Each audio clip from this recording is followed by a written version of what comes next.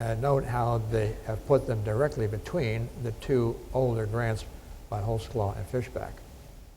Also here, Huffman is taking over from Deathridge, Utterback, and Ney is shown here with question marks because he was not yet of age at this year to actually hold property, although he solidified this particular grant, which had been done by his father and mother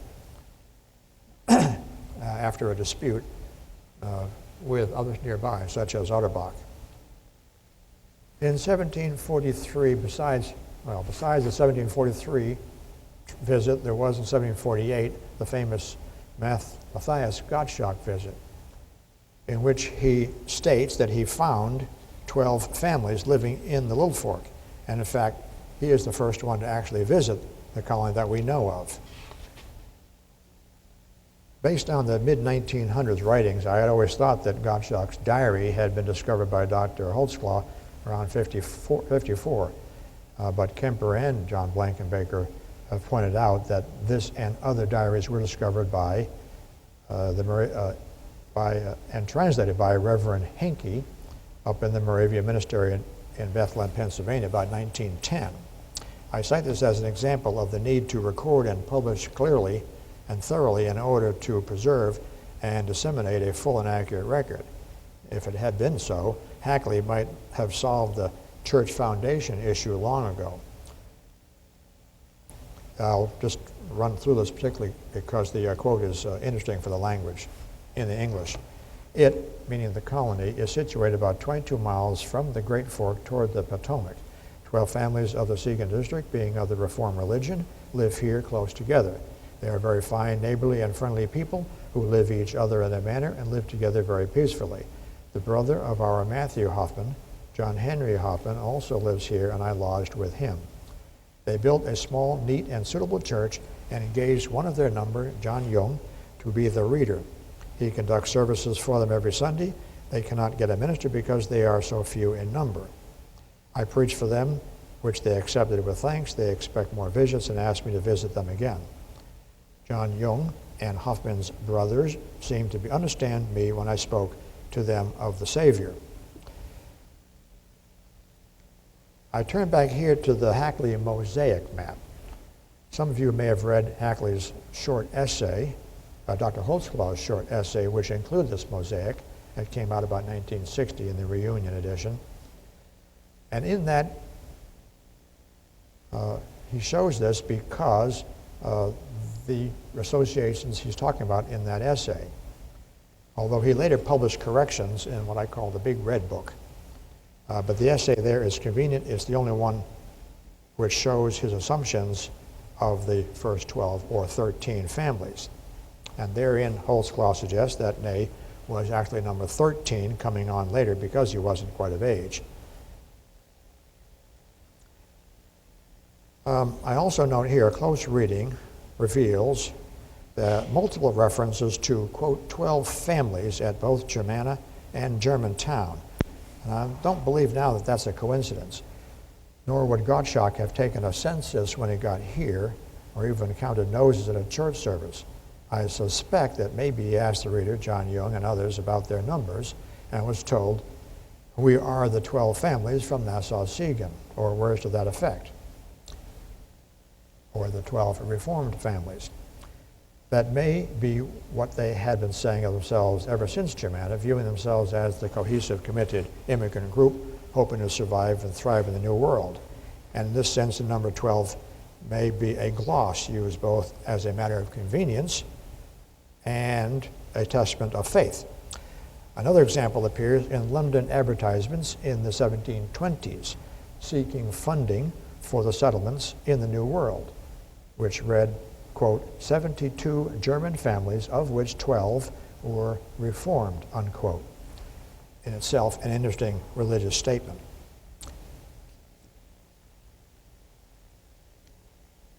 This is a 1748 map, also showing 3 more English having popped up. A tap has been pushed down, not having seated it, by Fishback, taking his extra land that he wanted. There's Reverend Thompson, took land up on the top there. Green over here, who quickly sold out to a lot of the Germans. And DeWitt. I ask again here, point out here, you see the extensions, possible extensions of the land into the full Holtzclaw grant of 1,300 acres there. It is partially because the deeds for those people in his Holtzclaw land stated that they were already living on the land that we pushed the formation of the colony back before this 1748. I agree with Dr. Holtzclaw that the deeded for are the four tithables from 1739 Orange tax records.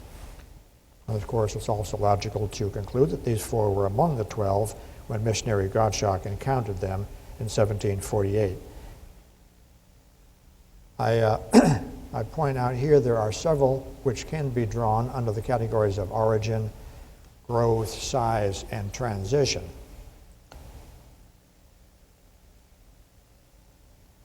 Originally, I thought that Holtzclaw was what we would today call a developer. That's not exactly fair, but neither was he a farmer only. His father had been the schoolmaster of Truppbach. He was a schoolmaster of Oberfischbach, but very well educated himself, literate apparently in Latin, articulate, business-minded. Not surprising, he was foremost in applying for and receiving the naturalization along with John Fischbach and John Hoffman, only 4 years after arriving in Germanna. And with that status, it was they who obtained the grants and trust for the families to settle at Germantown. He was only there for a few years before hatching new plans for land elsewhere. He was, of course, seeking new developments, partially to share the New World life with old neighbors, perhaps also to claim a piece of the New World for Germans in general, perhaps also as an enterprise.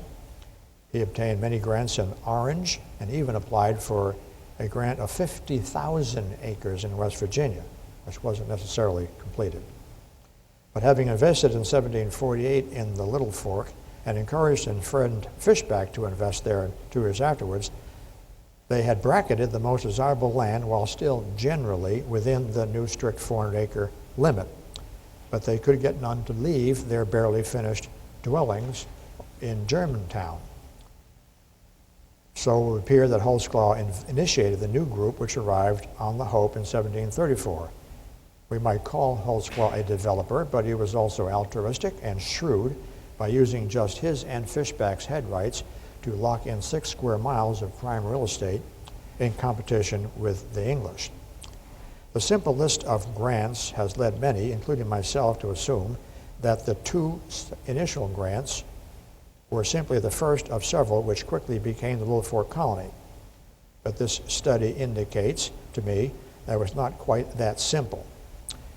It could be called a happenstance that this colony appeared the way it did, initially isolated, independent, trusting and following guidance of Mr. Holtzclaw.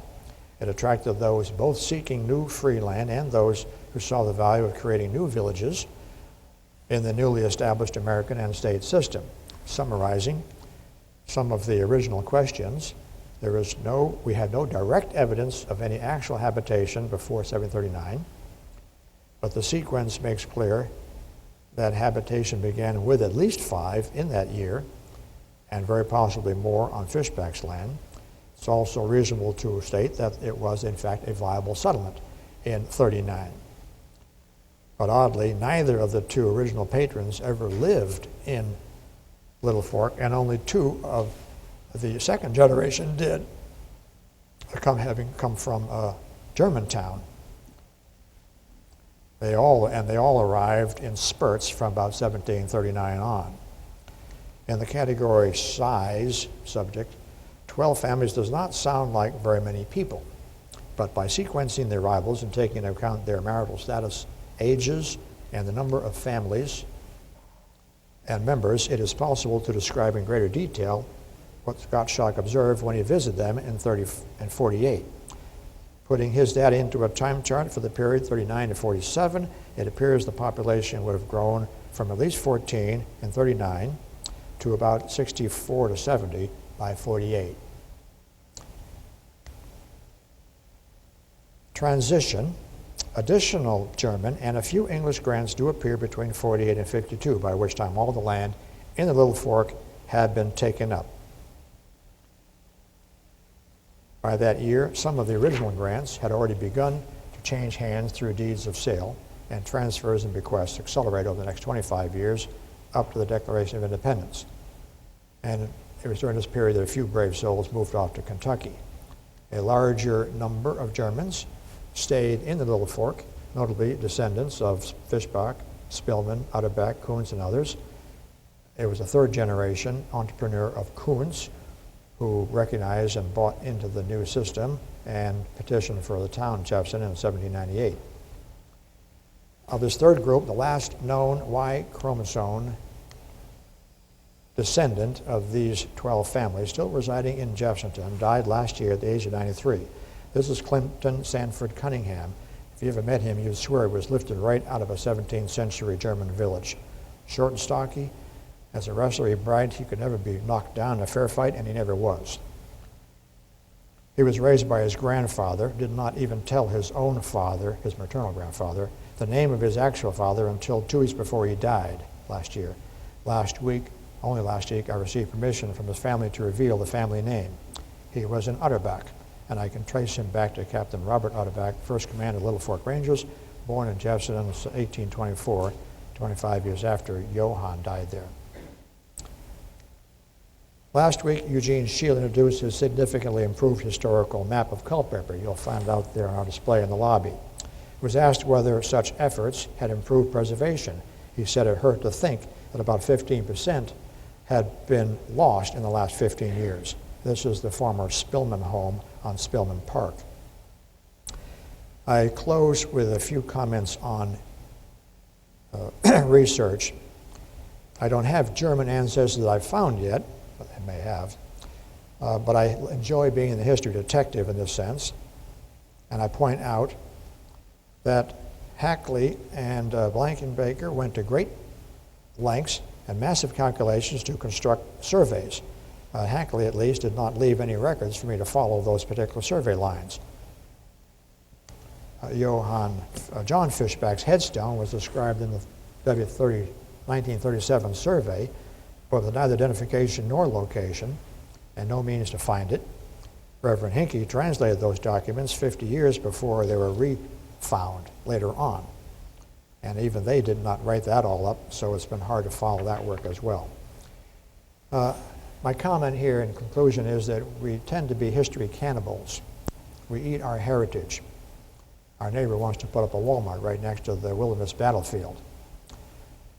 Sure, we've got many sites left here in Culpeper, but no one is actually doing a photo survey of all those, and 100 years from now, somebody's going to want to see pictures of them. I can relate to the Foundation's anxiety not being able to find a third post hole to figure out the orientation of the original site. The time to preserve is the present.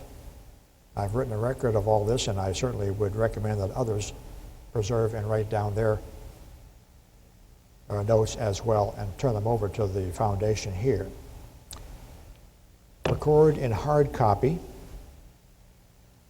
My recommendations: record in hard copy in addition to whatever else you do digitally. Make those references available in indices likely to be found by others doing research, bibliographies, web abstracts, library listings. And although Google is a great resource, it's really a shotgun approach. We've been seduced by its ease. If you ask a teenager to do a Boolean research problem, he looks at you cross-eyed. You have to use discipline to research in the original sources and get back to those hard documents to make sure that you've found everything, found it accurately, and filled in the gaps.